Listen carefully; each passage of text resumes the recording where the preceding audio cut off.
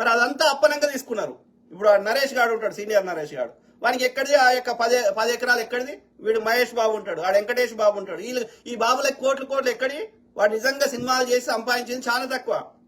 చిరంజీవి వాడు పార్టీ పెట్టి ఎత్తేసిండు. ఒక్కొక్క దగ్గర ఎన్ని కోట్లు తీసుకున్నాడు? 3 నుంచి 5 కోట్లు ఎప్పుడు 20 ఏళ్ల కింద తీసుకున్నాడు వాడు.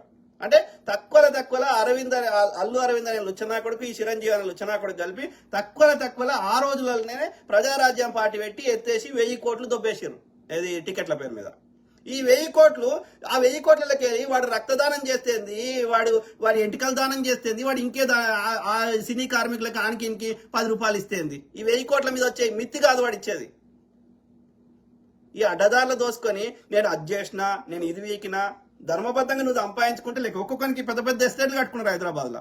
ఆడు మోహన్ బాబు గాడు, ఇంకోడు ఎక్కడి దీనికి భూమి, వాడు ఆంధ్రోడు ప్రధాన యొక్క ప్రభుత్వం ఉన్నప్పుడు